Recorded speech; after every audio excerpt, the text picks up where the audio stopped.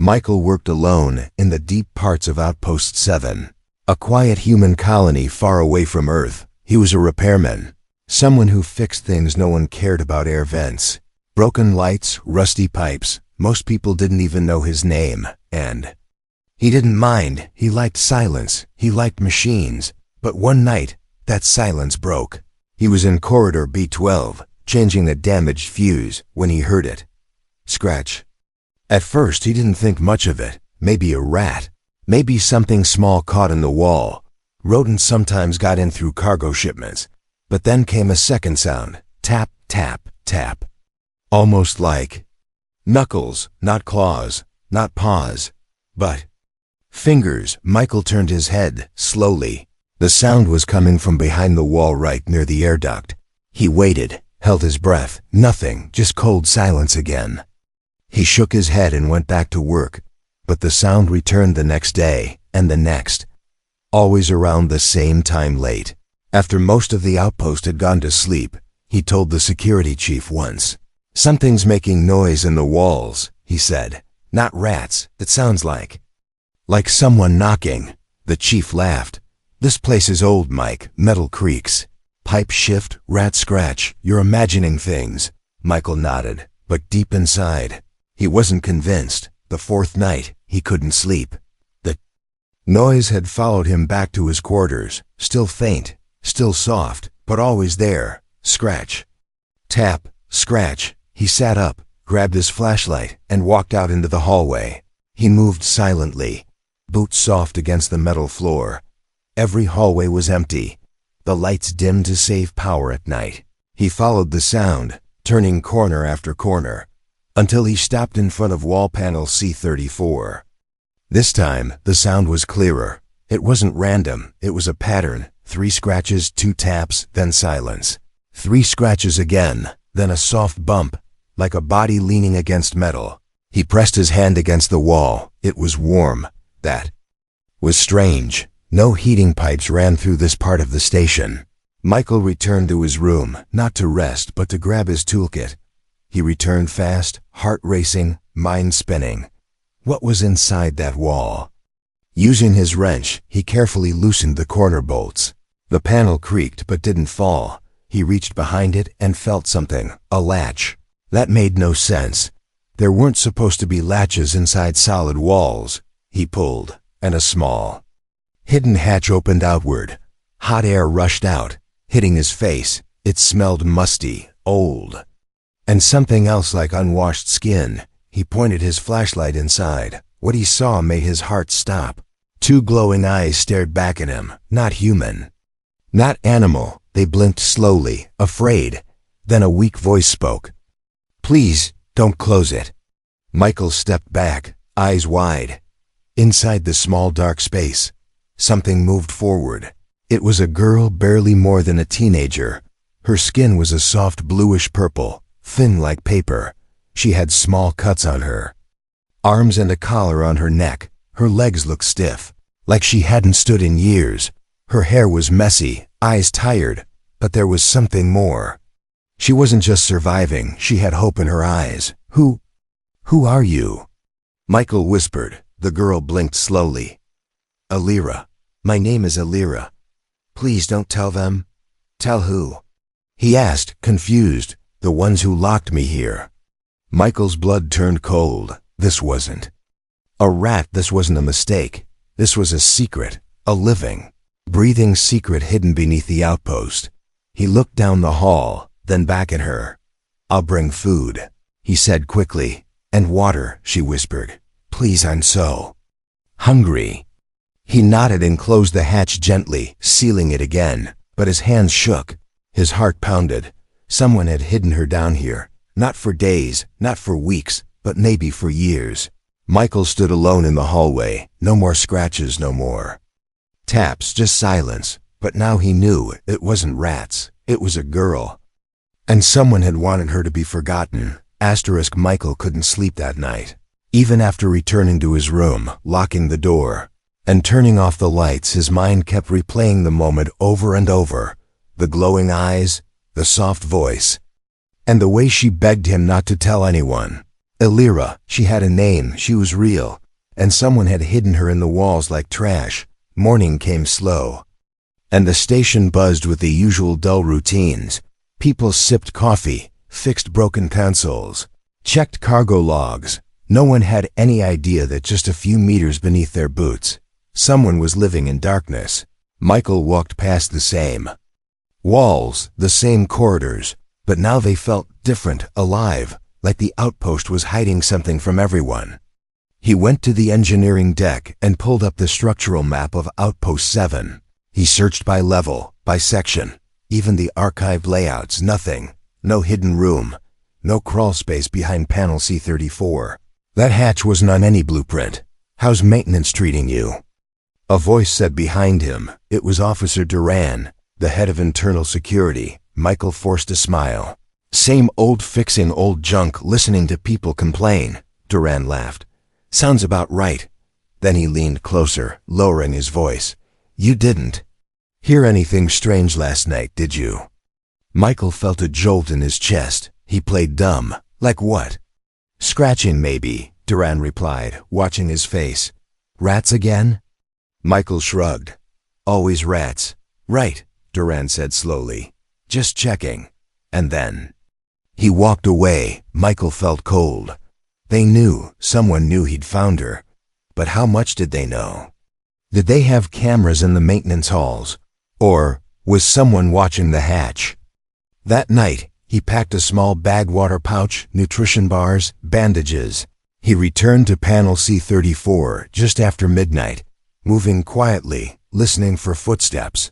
The hallway was empty. He opened the hatch and slipped inside. The space was small, barely enough for him to crouch. Elira sat in the corner, her knees pulled to her chest, her eyes lighting up when she saw him. You came back, she whispered. I said I would, Michael replied, handing her the food. And water. She ate fast, like someone who hadn't tasted real food in years. Michael sat beside her, looking around. The hidden room had strange walls, not regular outpost metal, more like old alien alloy, dark and smooth with faint symbols. Elira, he asked softly, how long have you been here? I don't know, she said between bites. I stopped counting after the first 100 days. Why are you here? She hesitated. I was taken from my homeworld, she said, by people who wore Earth suits but didn't speak Earth kindness. Michael frowned. You mean humans? She nodded. Some, yes, but not like you. They studied me. She whispered, her voice shaking.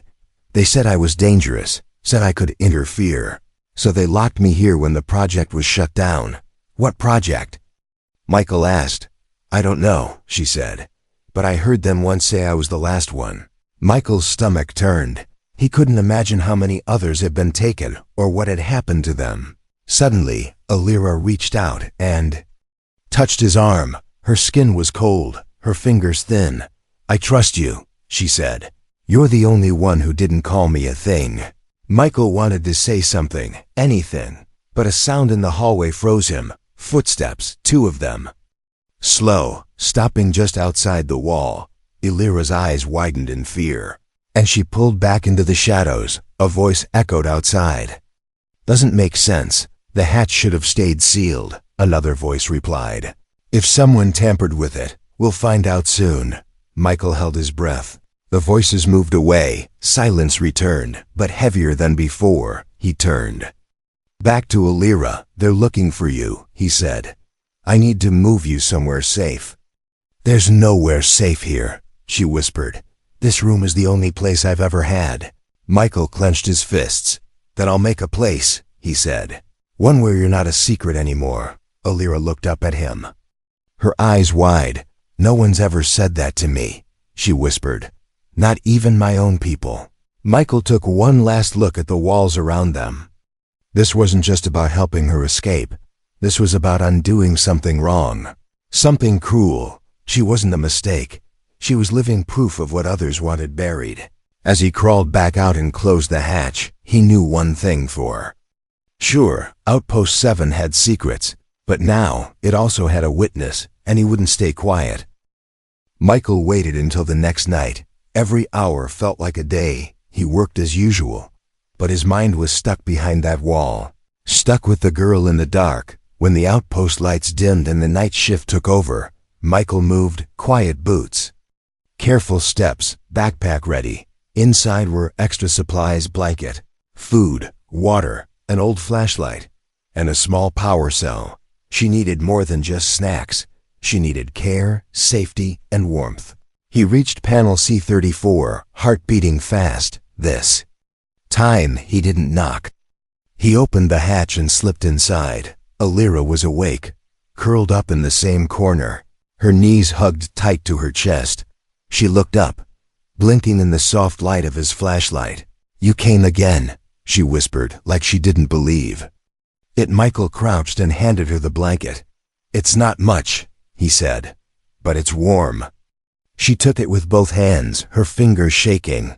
Then she wrapped herself in it and sighed. Her breathing slowed, and for a moment, she looked peaceful.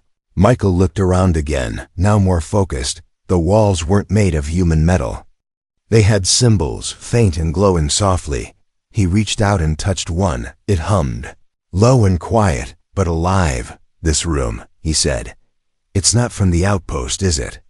Alira shook her head. "It's part of an old Dreven ship," she explained. "They built this outpost over it." Michael blinked. "You mean this whole place is sitting on top of an alien vessel?" She nodded. "Buried, forgotten, and hidden. They used it to trap me," she said, her voice lowering. "The walls keep my energy weak." Michael's eyes narrowed. "What kind of energy?" Alira hesitated. Then she reached up and touched the tip of Michael's finger. His mind filled with strange colors, thoughts that weren't his. He saw stars, planets, and memories that belonged to her. He pulled back, gasping. "What was that?" "My language," she said. "My mind speaking to yours." Michael looked at her with new understanding. "You're not just some alien girl," he whispered. "You're gifted." She lowered her eyes. "They said I was dangerous." Michael frowned. "You're not dangerous. You're scared," she gave a tiny smile, "and hungry." He handed her a bar and a water pouch. She took small bites, chewing slowly. Now, not like the first time, she was starting to trust him. "Do you remember who brought you here?" Michael asked. She nodded. "A group called Black Echo." Michael froze. That name wasn't spoken out loud anymore. It was erased from the files. They were a secret division, known for illegal off-world missions. Rumors said they collected things, not artifacts, but people. "They took others too," she said quietly. "I wasn't the only one." Michael clenched his fists. He didn't know what burned more, anger or guilt. His own species did this, not aliens, not monsters, humans. "You said this was a ship?" he asked. "Could it still work?" "Some systems are asleep," she said, "but I don't have the strength to wake them." Michael took out the small power cell from his bag. "Will this help?" Alira touched it, and the moment her fingers made contact, the walls shimmered. One of the panels flickered to life, dim blue lights forming a shape. It was a map, a star map, and in the center was a blinking red dot. "This was home," Alira said softly, pointing at a small glowing planet. Michael stared. "You remember where it is?" "Yes," she said, "but I can't get there." "You will," he promised. Alira looked at him for a long time, then asked, "Why are you helping me?" Michael paused. He didn't know how to explain it, but he said the truth. "Because someone should have helped you long ago." She blinked slowly. "No one has ever said that before." Michael smiled gently. "Well, now someone has." Suddenly, a loud clang echoed through the wall above them. They both froze. It wasn't inside the secret room. It was from the outpost. Heavy boots, moving fast. Michael turned off the flashlight and listened. Voices shouted in the hallway above. "They're checking this section," he whispered. "We need to move soon." Alira's face paled. "I can't run," she said. "Not far.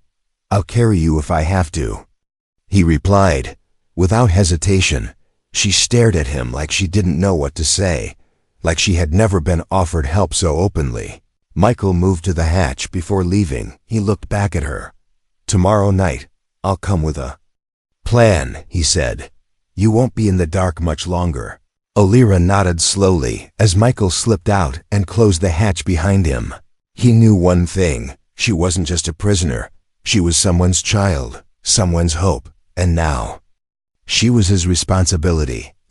Michael moved through the hallway like a shadow.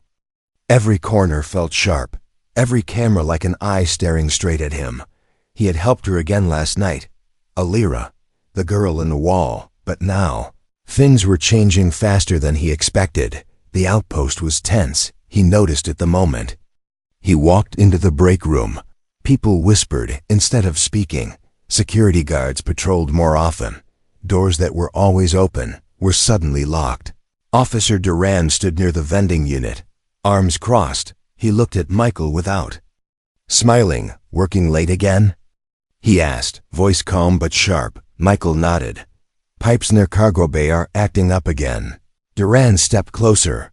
Strange, isn't it? How the old walls seem louder these days. Michael felt the sweat form on his neck. I guess rats are having a party, he joked, trying to sound normal. Duran leaned closer, lowering his voice. If you hear anything unusual, you come straight to me. Of course, Michael replied quickly. Duran smiled, but it didn't reach his eyes. Then he walked away, leaving behind silence heavier than steel. Michael knew now that someone had discovered signs of the hatch, maybe footprints, maybe warmth traces, maybe something Alira touched, whatever it was. Time was running short. That evening, Michael skipped dinner and went to his quarters early. He opened the old toolbox under his bed.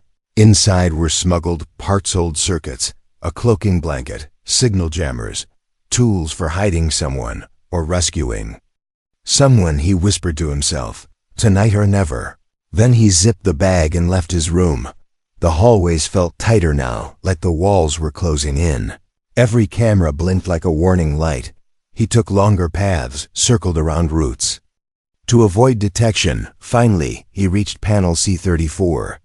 He knocked twice, paused, then once again, the signal they had agreed on. The hatch opened slowly, and he slipped inside. Alira sat in the corner, but this time she was shivering. Her skin looked paler, her breathing shallow. He rushed to her side. What's wrong? No food. No light for too long, she whispered. My energy is fading. Michael unzipped the bag and handed her warm water and 2 bars. She ate slowly, with weak hands. Then she looked at him and said, They're searching. I can feel them, Michael. Didn't ask how she knew he believed her. Then we move now, he said. I've got a place, safer than this wall. But they'll see us, she said, her voice full of fear. Not if we move underground, he replied. There's an old cargo tunnel, hasn't been used in years. It leads to a vent room near the maintenance deck. He helped her stand, but she cried out softly. Her legs were stiff, maybe damaged from years of not walking. Michael didn't hesitate. He bent down and lifted her into his arms. She was light, too light. The moment he stepped out of the hatch, alarms blared. Red lights flashed across the hall. A robotic voice echoed. Unauthorized movement detected in Section C. There. Onto us, he said, running with her in his arms. Metal floors clanged under his boots as he turned a sharp corner. Footsteps thundered behind them. Security was closing in. He reached the old side door near the waste chute. It was sealed, but Michael pulled out a code stick and forced it open. They slipped inside, and he sealed it behind them. Darkness swallowed them. Only the soft hum of machinery could be heard now. Michael breathed hard, setting her down gently. You okay? Alira nodded slowly. He turned on a dim red light from his watch. Lighting up the old tunnel. We're going to crawl through this, he said. It's tight, but no cameras, no guards. I trust you, she whispered, and those words gave him more strength than any weapon could. They moved slowly through the tunnel. Michael went first, pulling her gently behind. The air was warm and dusty. Wires hung from the ceiling, and the floor was sticky from old coolant, but it was safe for now. After what felt like forever, they reached the vent room. Michael helped her inside and laid her on a folded blanket. The room was hidden, quiet, and powered by a forgotten generator. He had turned it into a shelter over the past few days, just in case. "I'll bring more food soon," he said, wiping sweat from his brow. Elira looked up at him, her voice soft but strong. "They're afraid of me, aren't they?" Michael nodded. "Yes, because they don't understand you." "Then help them understand," she whispered. "You're the only one who sees me as something more than a test subject." Michael sat beside her. "I don't know how to change the world," he said, "but I can start with you." Above them, the outpost searched. Guards shouted, scanners buzzed. But in that small hidden room, something powerful was growing. Not just trust, not just friendship, but a promise, a promise. That darkness would not win, not this time. Michael didn't sleep for the next 2 nights. While Elira rested in the hidden vent room, he worked quietly, planning their escape. He knew the outpost too well, every hallway, every unused pipe, every forgotten vent. But now, those same paths were crawling with motion sensors and patrols. The air felt heavier, like the entire station was holding its breath.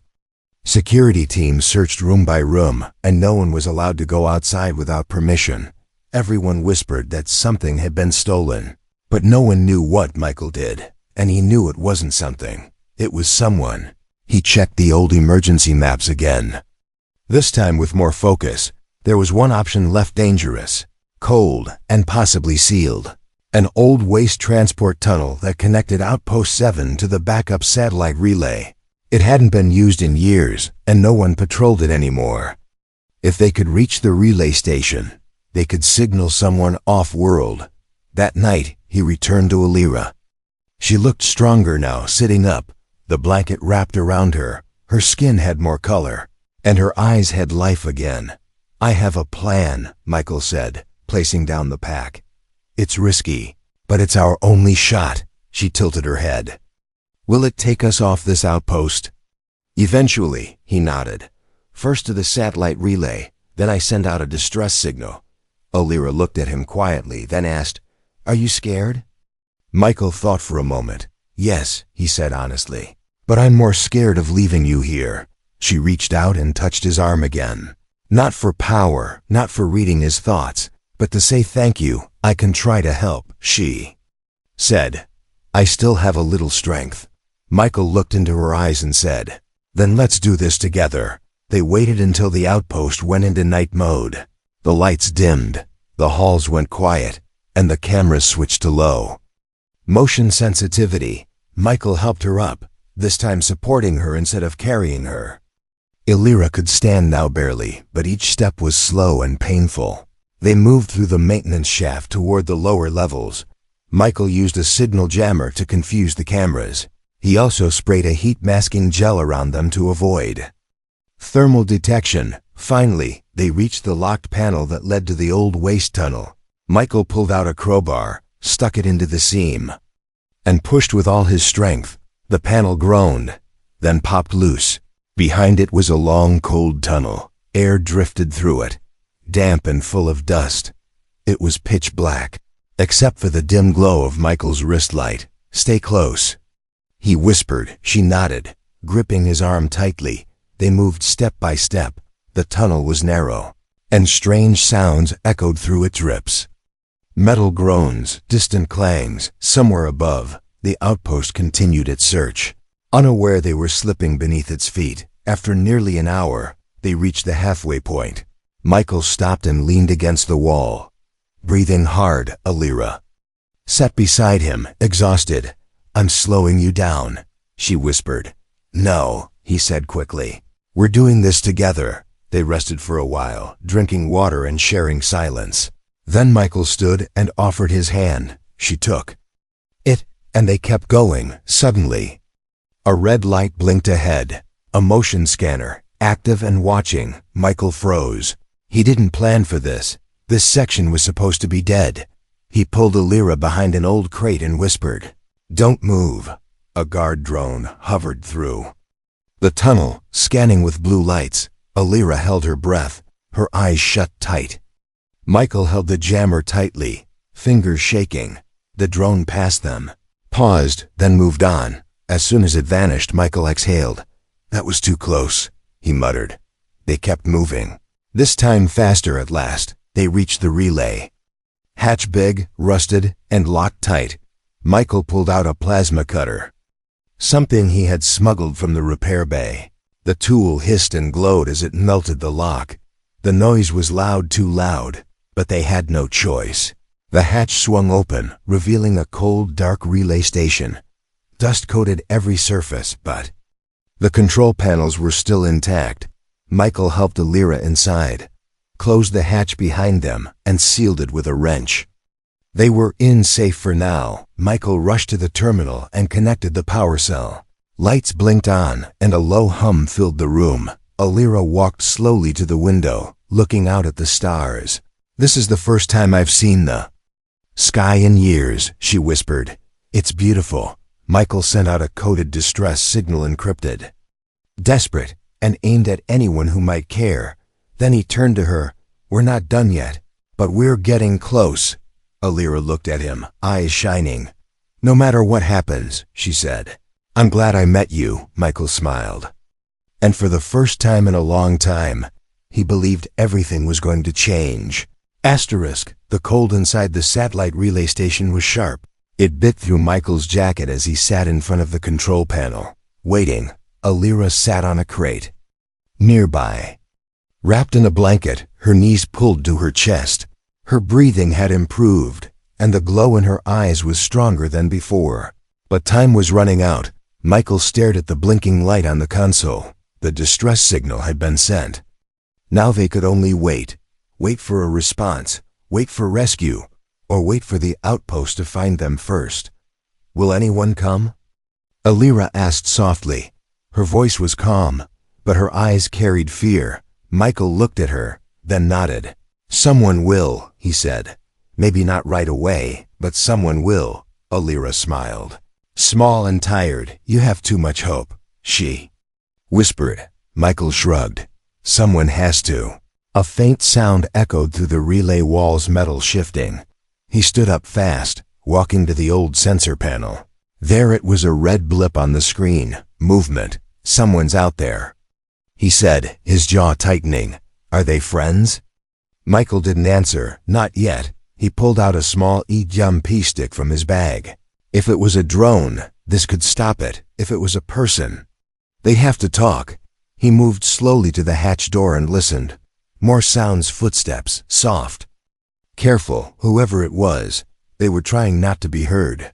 That meant human. That meant danger. Michael signaled Alira to stay hidden, then stood near the hatch. He counted the steps, then opened the door fast. EMP stick raised. A young technician fell back, hands up. Whoa, don't shoot, I'm not armed, he gasped. Michael frowned. Who are you? Ravi, communications tech from Outpost 7. I followed the signal. Alira peeked from behind the crate, eyes wide. Ravi blinked, staring at her. She's real, he whispered. I thought it was just a rumor. Michael lowered the MP. What did they tell you? They said a young alien experiment escaped, dangerous, unstable. But I started reading old log security footage. They lied, didn't they? Michael nodded. She's not a threat, she's a prisoner. Ravi stepped forward, slower this time. She looks sick. She was locked in a wall for years, Michael said. She's getting better, but she needs medical help and freedom. I can help, Ravi said. I have friends on the Mars listening post. They don't trust Central Command either. If we boost your signal, they'll come. Michael looked at Alira, who gave a small nod. Let's do it, Michael said. They worked together on the console, connecting wires, redirecting power. Alira sat nearby, touching the walls gently, her soft energy flowing through the circuits. The signal grew stronger, faster. A new light blinked green this time. Message received. Help on the way. Michael leaned back, breathing deeply. Then Ravi said, You need to leave now. What? They'll trace this signal, and if they find you, they'll destroy this place. Or worse, take her again. Alira stood, weak but determined. "I won't be a prisoner again," she said. "You won't," Michael promised. Ravi handed him a small card. "This opens a hangar bay 2 levels down. I parked an old shuttle there. It's not perfect, but it flies." Michael didn't even hesitate. "Let's go," he said.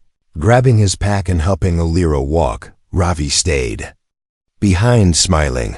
"I'll delay them as long as I can," he said. "Now go." They moved through a narrow maintenance corridor. The walls shook, vibrations from transport units arriving. Command forces had landed. Michael's heart pounded as he pushed forward. They reached the hangar bay. Inside was an old gray shuttle, dusty, wires hanging from the ceiling.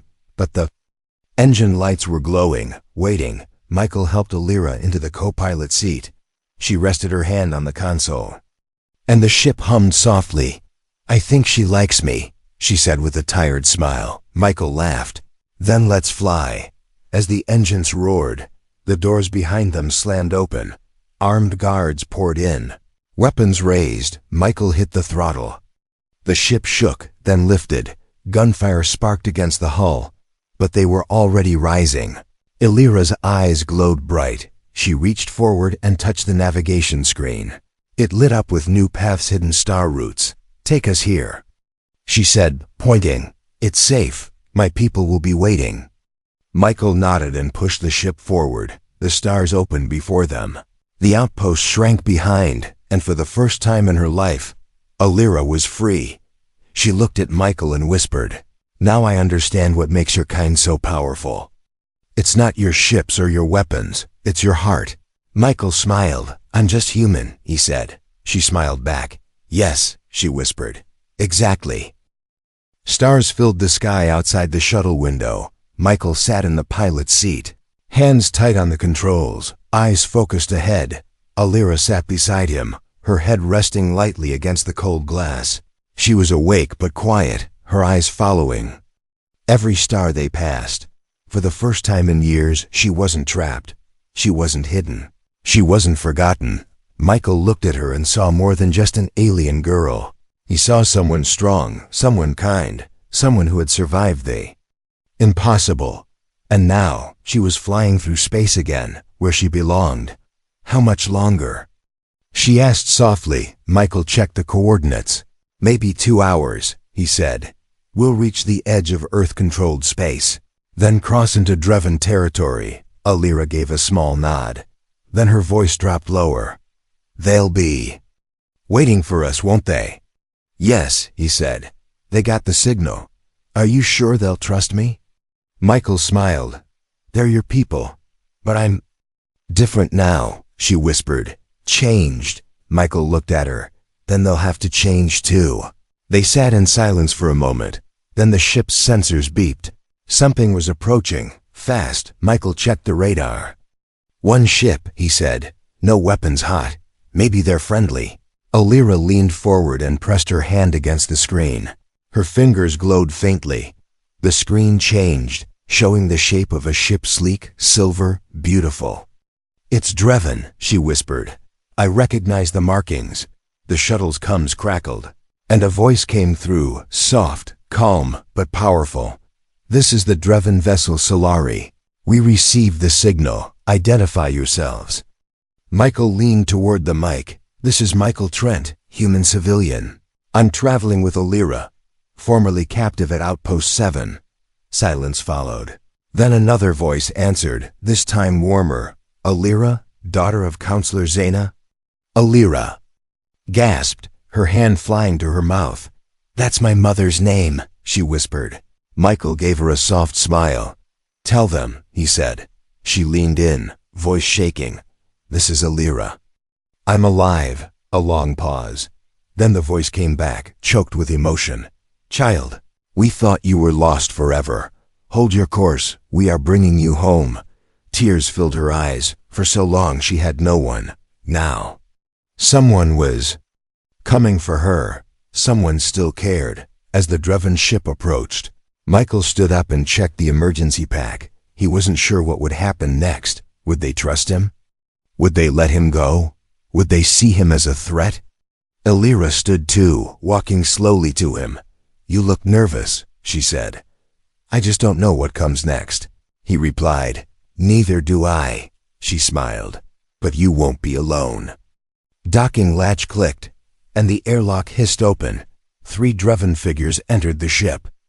Tall, glowing, their eyes full of light, the one in front stepped forward. A woman with markings like Alira's, only older. She looked at the girl and dropped to her knees, arms open wide. Alira ran into them without a word. The woman held her tightly, her hands shaking. My daughter, she cried. My beautiful girl. Michael stood back, his chest tight. He didn't want to interrupt. This wasn't his moment. Then the woman looked at him. You saved her, she said, standing. I just did what anyone should have done, Michael replied. No, she said. Many saw, many ignored, but you acted.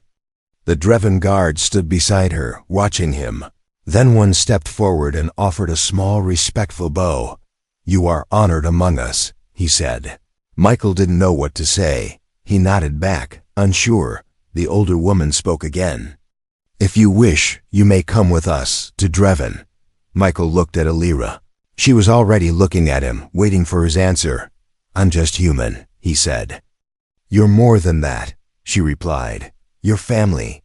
Michael closed his eyes for a moment, then gave a small smile. All right, he said. Let's go home. The Dreven ship took them in. The shuttle left behind as the stars. Stretched ahead, inside the alien cruiser, Michael stood at a large window. Below them, a bright blue planet came into view. Not Earth, something different, something new. Alira stood beside him, her hand brushing his. Do you see it? She whispered. I do, he said. It's beautiful, in the halls of power. The story of the human who opened a forgotten hatch spread. The one who found a hidden girl and chose kindness instead of fear. Who faced a system built on lies and still held on to what was right, what was hidden. Was now revealed, not just Alira, but the truth and the heart of a human.